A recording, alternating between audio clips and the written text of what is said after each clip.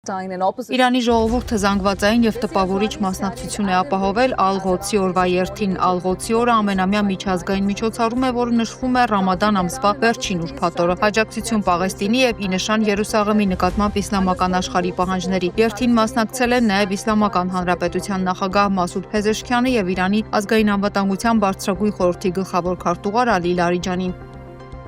ԱՄՆ նախագահ Դոնալդ Թրամփը հայտարարել է, որ ձգտում է արագ հաղթանակի։ Պատերազմ սկսելը հեշտ է, բայց մի քանի թվիթերով հնարավոր չէ հաղթել։ Մենք չենք հանգստանա, քանի դեռ չենք ստիպել ձեզ զղջալ այս լուրջ սխալի համար։ Թրամփը չի հասկանում, որ իրանցի ժողովուրդը հասուն, ուժեղ եւ վճռական է։ Որքան շատ է ԱՄՆ-ի ճնշումը, այնքան ուժեղ է ժողովրդի կամքը։ Իրանի նոր գերագույն առաջնորդ Մոջթաբա Խամենեին ժողովրդին ուղղված իր առաջին ուղերձում կոչ էր արել Իրանի ժողովրդին միասնության եւ նշել, որ Իրանը չի հրաժարվի հակամարտության ընթացքում զոհվածների համար վրեժխնդրությունից։ Պատերազմի ընթացքում Իրանի ժողովրդի միասնությունն ու ներկայությունը ցույց են տվել նրանց վճռականությունը։ Կոչ եմ անում շարունակել հանրության մասնակցությունը քաղաքական, սոցիալական եւ ազգային հարցերում, պահպանել համերաշխություն եւ աջակցել միմյանց հակամարտության ընթացքում։ Իրանը ուսումնասիրում է իր հակառակորդների դեմ նոր ճակատներ բացելու հնարավորությունը, եթե պատերազմը շարունակվի։ Թեհրանը կպահանջի փոխհատուցում հակամարտության ընթացքում պատճառված վնասների համար, իսկ եթե փոխհատուցումները չվճարվեն, Իրանը միջոցներ կձեռնարկի իր թշնամիների ակտիվների դեմ կամ կոչնչացնի դրանք։ New York Times-ը հաղորդում է, որ Իրանի հրթիռային հարձակումները շարունակվում են այնպես, որ ըստ ԱՄՆ պաշտպանության նախարարության երկու զինվորականի, որոնց անունները չեն նշվել, այդ նախարարությունը ամբողջությամբ թափանցիկ չի գործում Իրանի արձակած բոլոր համակարգերի մասին։ Միացյալ Նահանգների այս երկու զինվորականները հավելել են, Իրանը կուտակել է մեծ թվով հրթիռներ հարձակվելու կարևոր թիրախների, այդ թվում ամերիկյան ռադարների վրա, որոնք նախատեսված են սպառնալիքները հայտնաբերելու համար։ Միևնույն ժամանակ Միացյալ Նահանգների որոշ պաշտոնատար անձինք էլ գտնում են, որ ԱՄՆ նախագահ Դոնալդ Թրամփը եւ իր խորհրդականները սխալ են գնահատել Իրանի արձագանքի ձևը։ Իրականում Իրանը 12-օրյա պատերազմին հակառակ հրթիռներ եւ անօդաչու թռչող սարքեր է արձակել Պարսից ծոցի ամբողջ տարածքում գտնվող Միացյալ Նահանգների ռազմական բազաների ուղղությամբ։ Միացյալ Նահանգների պաշտոնատար անձինք New York Times-ին նաեւ ասել են, որ Իրանի պատասխան հարձակումների ինտենսիվությունը ցույց է տալիս, որ Թեհրանը պատրաստ է պատերազմին ավելի շատ, քան կանխատեսել էր Թրամփի վարչակազմը։ To effectively counter these escalating ԱՄՆ նախագահը սխալ է անվանել ամերիկյան New York Times-ի այն ենթադրությունը, թե ԱՄՆ-ն չի հաղթում Իրանի հետ հակամարտությունում։ Թրամփը Իրանի առաջնորդներին անվանել է խելագար սրիկաներ եւ ասել, որ իր համար մեծ պատիվ էր սպանել նրանց։ Թրամփը հավաստիացրել է, որ ԱՄՆ-ն ամբողջությամբ ոչնչացնում է Իրանի ահաբեկչական ռեժիմը, կոչ է արել Հորմուզի նեղուցում գտնվող լցանավերին ցույց տալ, որ իրենք համարձակություն ունեն։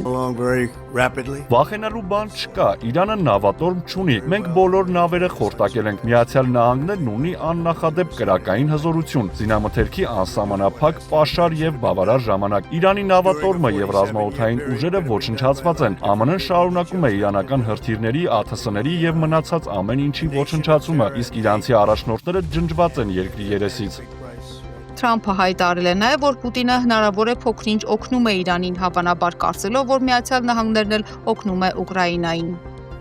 accomplishment Իսրայելի վարչապետ Բենյամին Նեթանյահուն հայտարարել է, որ ջախջախում են Իրանի ռեժիմը ու նրա աջակցությունը ստացող Հեզբոլային պատերազմի ընթացքում առաջին մամուլի ասուլիսին նա ասել է, որ նաև փորձում են պայմաններ ստեղծել, որպեսզի իրանցի ժողովուրդը կարողանա հեռացնել դաժան բռնակալ ռեժիմին, որը ճնշում է նրանց գրեթե կես դար։ Լրագրողները հետաքրքրվել են, թե ինչ է սպասվում Իրանի նոր գերագույն առաջնորդին եւ արևմուտքի կողմից ահաբեկչական ճանաչված Հեզբոլայի ղեկավարին։ Նեթանյահուն ակնարկել է, որ կարող են սպանել նրանց, ապա նշել, որ Մոջթաբա Խամենեին իսլամական Հեղափոխության պահապանների կորպուսի խամաճիկն է եւ չի ներկայանում հանրությանը։ Վաշինգտոնյան գագաթնաժողովի կարևորագույն արդյունքներից մեկը Թրամփի ուղի հանուն միջազգային խաղաղության եւ բարգավաճման նախագծի Զանգեզուրի միջանցքի հիմքը դնելն էր, հայտարարել է Ադրբեջանի վարչապետ Ալի Ասադովը։ 2025 թվականի օգոստոսի 8-ին Վաշինգտոնում Ադրբեջանի, Ամերիկայի Միացյալ Նահանգների եւ Հայաստանի ղեկավարների մասնակցությամբ կայացած գագաթնաժողովը թույլ է տվել տարածաշրջանում ձևավորել աշխարհաքաղաքական նոր իրողություններ եւ ստեղծել բարենպաստ պայմաններ կայուն խաղաղության եւ զարգացման համար։ Զանգեզուրի միջանցքի այս մուլտիմոդալ երթուղին կապահովի անարգել կապ Ադրբեջանի հիմնական մասի եւ Նախիջևանի ինքնավար հանրապետության միջև, ինչպես նաեւ կնպաստի մեր երկրի տարածքով անցնող միջազգային տրանսպորտային եւ տարանցիկ երթուղիների դիվերսիֆիկացմանը։ Վարչապետ Նիկոլ Փաշինյանը Facebook-յան ուղիղ եթերում անդրադարձել է խաղաղության եւ պատերազմի թեմային, նշելով, որ հանրությունը պետք է հստակ ընտրություն կատարի, շարունակել թե դադարեցնել Ղարաբաղյան շարժումը։ Նրա խոսքով խոսքն ունի արժեք եւ հետևանք, խոսքը գործողություն է կամ գործողության պլան։ Եվ Արցախի հանրապետություն կամ Արցախյան հիմնախնդիր ձևակերպումների կիրառումը ըստ էության որոշակի զարգացումների է տանում։ Մենք պետք է շատ հստակ ընտրություն կատարենք։ Ղարաբաղի շարժումը շարունակում ենք թե չէ։ Եթե շարունակում ենք, դա նշանակում է նոր պատերազմ չի կարող ուրիշ կերպ լինել։ Եվ ընդ որում 2020 թվականից առաջ էր պատերազմն, չէ՞ որ պատերազմ չէր։ Մենք խաղաղություն ենքան անծանոթ է, որ մենք խաղաղությունն ու պատերազմը չենք էլ տարբերել իրարից։ Նոր սկսում ենք տարբերել։ Եվ մենք պետք է այս ընտրությունը կատարենք։ Մենք ասելով ժողովուրդը պետք է այս ընտրությունը կատարի։ Եվ ժողովուրդը չկա ընտրություններով պետք է ասի, մենք շարունակում ենք Ղարաբաղի շարժումը, թե չի շարունակում։ Որտեղ եթե շարունակում է Ղարաբաղի շարժումը, այդ նշանակում է, որ Կտրիչ Ներսիսյանի բուրգի ներքո գտնվող ուժերի օգտին պետք է քվեարկի, եթե չի շարունակում Ղարաբաղի շարժումը, պետք է քվեարկի քաղաքացիական պայմանագիր կուսակցության օգտին, որտեղ քաղաքացիական պայմանագիր կուսակցությունը միակ քաղաքական ուժն է, որ հստակ ասում է, որ մենք Ղարաբաղի շարժումը պետք է շարունակենք։ Երկրորդ այդպիսի ուժ գոյություն չունի։ Ընդ որում ավելի լայն շրջանակում ժողովուրդը պետք է որոշում կայացնի, որտեղ քաղաքացիական պայմանագիր կուսակցությունը միակ ուժն է, որ ասում է նոր սահմանադրության մեջ պետք է անկախության հռչակագրին հղում չլինի։ Ինչու ժողովուրդ ջան, որովհետև անկախության հռչակագրի տեքստը ինքը ոչ թե անկախության հռչակագիր է, ինքը կոնֆլիկտի հռչակագիր է։ Ինքը մի կոնֆլիկտի հակամարտության հռչակագիր է, որովհետև մենք ասում ենք, որ ոչ թե պետքա պետություն ենք ստեղծում, ոչ թե այդ հռչակագրով, ոչ թե մեր քաղաքացիների անվտանգությունը, բարեկեցությունը, ազատությունը ապահովելու համար, այլ մենք պետություն ենք հիմնում Լեռնային Ղարաբաղի եւ Արևմտյան Հայաստանի համար։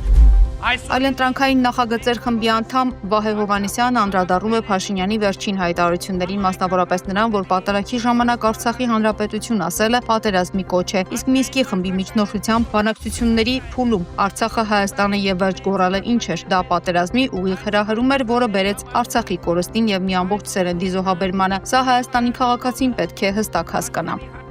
Պատերազմի ուղիղ հրահրում էր, Աղդամում նռները ձեռքին նկարվելը, Աղդամը մեր հայրենիքն է լոզունգով։ Բա պատերազմ եք հրահրել ու բերել մեր երկրի գլխին ու հիմա խաղաղությունից եք խոսում։ Մեկ էլ թիմից գոնե մի մարդ հայթայթվի ու մեծարգոյին բացատրի, որ Արցախում էս պահին կան գերեզմաններ, շատ հին ու շատ նոր, այդ թվում Արցախը Հայաստան է եւ վերջ քո կոչին հավատացած ու կյանքը տված մարդկանց, ու հարազատները դա չեն կարող մոռանալ քո նոր կոչերով կամ քո նոր արտաքին քաղաքականության խաթր։ Մեկը բացատրի, որ Արցախում կան սրբավայրեր, Ամարաս, Գանձասար եւ շատ ուրիշ, որ չեն կարող մոռացվել ու չեն մոռացվելու, ու որ այդ ամենը հիշելը որևէ կերպ պատերազմի կոչ չէ։ Հիշողություն ունենալը, սրբություններ ունենալը, կսկիծ ունենալը, հույս ունենալը, արդար իրավունք ձևակերպելը ոչ թե պատերազմի կոչ են, այլ ապրելու նախապայման։ Արցախի հանրապետության ազգային ժողովի նախագահ Աշոտ Դանիելյանը հայտարարություն է տարածել վերջին օրերին Եվրոպական խորհրդարանում ու լրագրողների հետ հանդիպումներում Արցախի եւ Արցախյան շարժման վերաբերյալ իր խոսքով տգիտության ու կեղծիքի վրա հիմնված փաշինյանական դատողությունների մասին, որոնք ոչ միայն հարուցել են մարդկության դեմ ուղղված հանցագործությունների միջոցով իրականացված Արցախի բռնազավթման հետ չհաշտվող մեր հազարավոր հայրենակիցների վրթովմունքը, այլև պահանջում են որոշ մեկնաբանումներ։ Արցախյան շարժման վերաբերյալ անհեթեթ հայտարարությունները չեն կարող վարկաբեկել մեր ժողովրդի հանուն ազատության ու խաղաղության հերոսական պայքարի այդ լուսավոր դրսևորումը։ Արցախի ժողովուրդը Հայաստանի Հանրապետության ներկայիս իշխանություններին երբեք չի լիազորել իր անունից հանդես գալ ու պարզունակ գործարքի առարկա դարձնել Արցախը։ Արցախի ժողովրդի ինքնորոշվելու, հայրենիք վերադառնալու, անվտանգ ապրելու, սեփական ճակատագիրը տնօրինելու անօտարելի իրավունքը չի կարող վերանալ ստի, կեղծիքի ու նենգափոխումների միջոցով կամ դառնալ ճղճիմ գործարքների առարկա։ Որպես Արցախի ժողովրդի ընտրյալ կառույցի ներկայացուցիչ հավաստիացնում եմ, որ շարունակելու ենք բոլոր օրինական միջոցներով ու գործիքակազմով պայքարել Արցախի ժողովրդի խախտված իրավունքների վերականգնման ու իրացման համար, ունենալով Արցախի եւ արցախցիների խնդրով մտահոգ ուժերի եւ անհատների շարունակական հզոր աջակցությունը։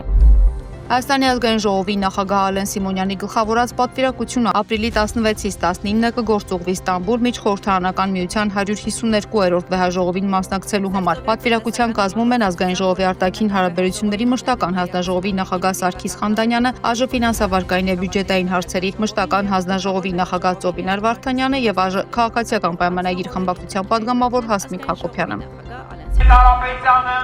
Երևանում համաժամանակյա բողոքի ակցիաներ են անցկացվում Ազատություն Սամվել Կարապետյանին, Ազատություն Հայաստանին պահանջով քաղաքացիներն ու քաղաքական ուժերի ներկայացուցիչները հավաքվել էին կառավարության գլխավոր դատախազության եւ քննչական կոմիտեի շենքերի առջեւ իրենց դժգոհությունն արտահայտելու գործարար Սամվել Կարապետյանի կալանքի երկարաձգման հնարավորության դեմ։ Ուժեղ Հայաստան կուսակցության անդամ տնտեսագետ Հայկ Ֆարմանյանը նշել է, որ երկրի ներքին խնդիրները լուրջ հարված են հասցնում պետական շահերին։